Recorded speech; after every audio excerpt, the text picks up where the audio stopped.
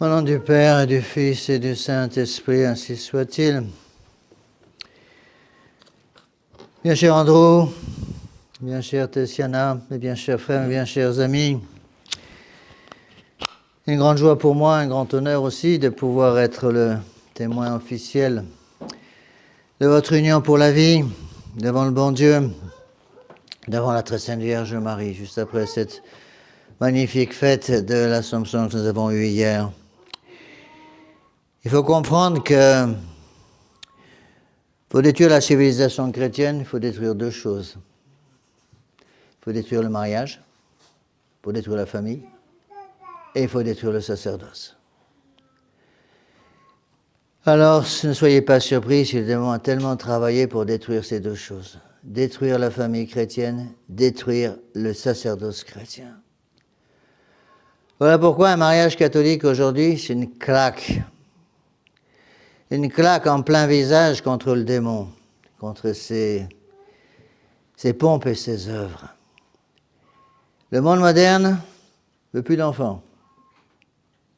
L'Église catholique rappelle qu'on se marie pour avoir des enfants. Qu'on se marie parce que le but premier du mariage n'est pas, attention, l'amour mutuel entre les deux époux, mais la procréation et l'éducation des enfants catholiques. Et donc, le mariage est d'abord fait pour ça, pour rappeler ces grandes vérités absolument essentielles. On se marie pour avoir des enfants. Le mariage aussi est très important pour une autre raison, parce que le monde moderne ne croit plus en la fidélité. Pour contrer cela, l'Église rappelle l'unité. L'unité, ça veut dire la fidélité entre les deux époux. On se marie pour le meilleur et pour le pire. En richesse et en pauvreté, en bonne santé et en mauvaise santé. Le problème, c'est qu'évidemment, comme tout le monde, vous avez dû faire très attention pendant vos périodes de fiançailles, de présenter votre meilleur extérieur. Faites tout ça.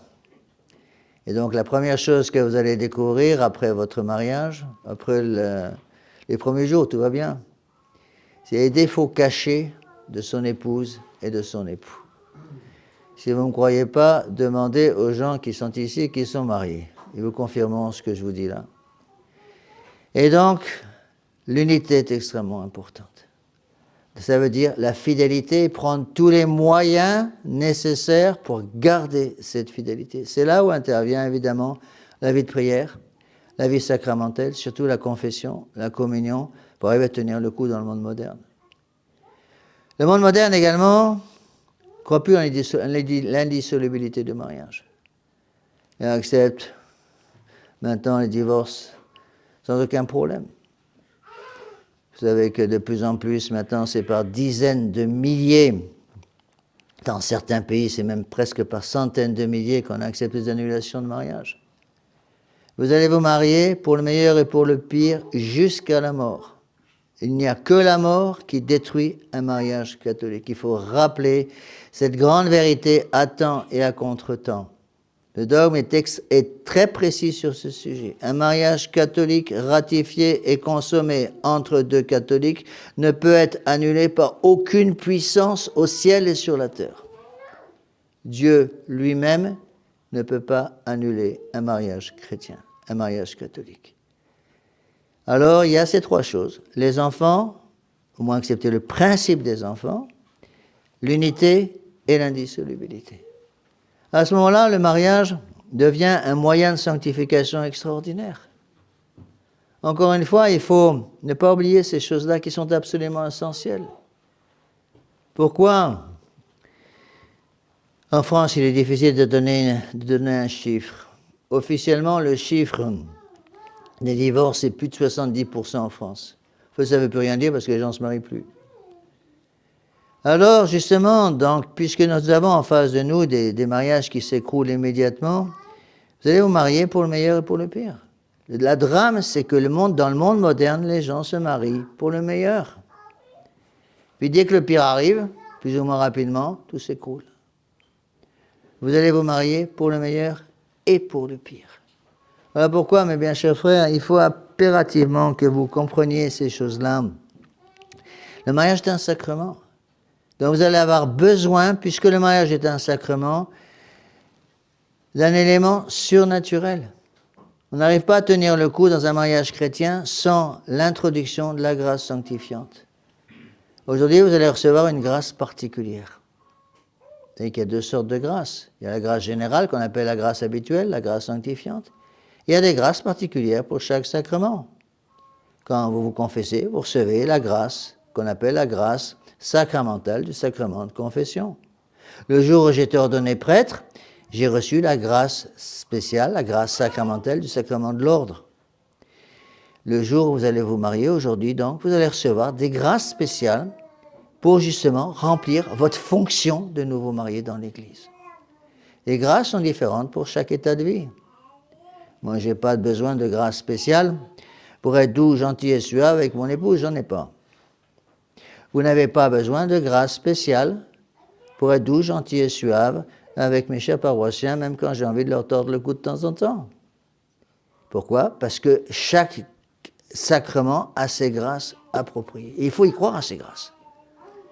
Le jour de mon ordination, j'ai reçu des grâces très puissantes et je les sens tous les jours qui me permettent de remplir mes fonctions de prêtre, conserver la foi et d'aider mes fidèles à monter au ciel puisque c'est ma fonction. Le jour de votre mariage, aujourd'hui, vous allez recevoir des grâces spéciales pour arriver à remplir vos obligations. Et il faut y croire, ces grâces. Seulement, ces grâces vont se développer justement avec d'autres sacrements. Il n'y a pas simplement la grâce du sacrement de mariage, vous allez avoir aussi besoin de la grâce de la confession, bien régulièrement. La grâce de la Sainte Communion.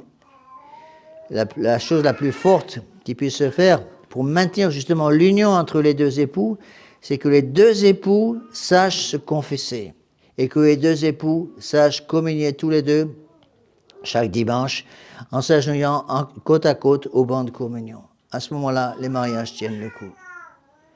Alors vous allez demander aujourd'hui à la Très Sainte Vierge Marie. Toutes ces grâces, elles n'arrivent pas toutes seules. Toutes ces grâces sont données par la Très Sainte Vierge Marie. C'est elle qui donne ces grâces, qui obtient ces grâces de son divin Fils. Vous allez demander ces grâces à la Très Sainte Vierge Marie.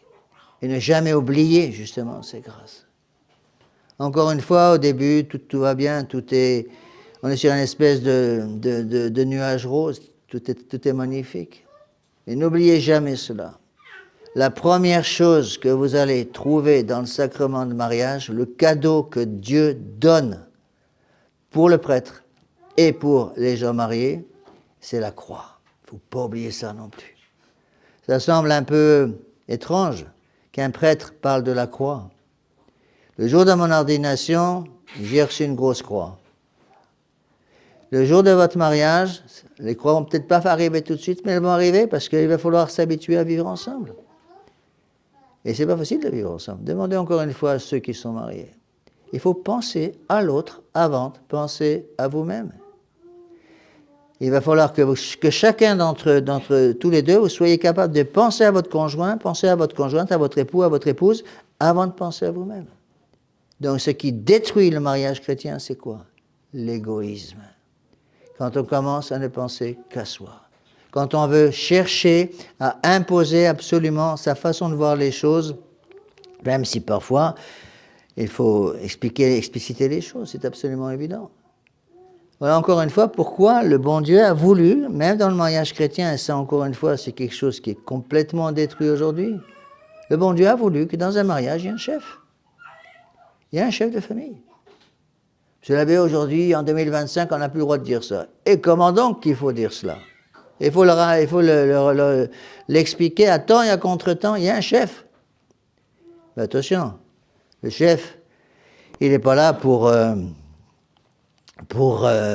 écrabouiller, écraser sa femme. Parce qu'à côté du chef, il y a une reine. Donc la reine a son travail de reine, le roi son travail de roi, mais c'est le roi le chef. Vous voyez, toutes ces choses doivent être réexpliquées aujourd'hui parce qu'elles sont complètement oubliées. Alors nous allons bien prier pour vous tous aujourd'hui, pour vous demander justement, demander à la Très Sainte Vierge Marie qu'elle vous aide à conserver toutes ces choses. Gardez votre chapelet tous les jours. Et si vous le pouvez, gardez votre chapelet ensemble. Je vous assure, moi, ça fait 46 ans que je suis prêtre, je l'ai vu, je ne sais pas combien de fois. Une famille qui prie le chapelet ensemble, c'est une famille qui arrive, en général, il n'y a pas de divorce dans les familles qui prient le chapelet ensemble. Parce que si vous êtes capable, tous les soirs, de vous retrouver devant la statue de la Sainte Vierge Marie, à genoux, pour prier le chapelet ensemble, vous allez recevoir toutes les grâces dont vous avez besoin. Alors gardez cela. Et aussi, c'est aussi une deuxième chose que j'explique souvent au mariage, les gens ne comprennent pas ces choses-là, mais il faut les réexpliquer. Le chapelet pour la vie spirituelle et pas de télévision pour éviter l'esprit du monde. Parce que l'esprit du monde est un esprit qui détruit le mariage chrétien. L'esprit du monde, c'est quoi? Tout pour moi. L'esprit catholique, c'est quoi? Tout pour Dieu. Les deux choses ne fonctionnent pas ensemble. Alors, priez bien la Sainte Vierge. Alors, nous sommes dans l'octave de la fête de l'Assomption de notre Sainte Vierge Marie. Demandons à notre Sainte Vierge Marie d'obtenir pour vous toutes ces grâces. Au nom du Père, et du Fils, et du Saint-Esprit, ainsi soit-il.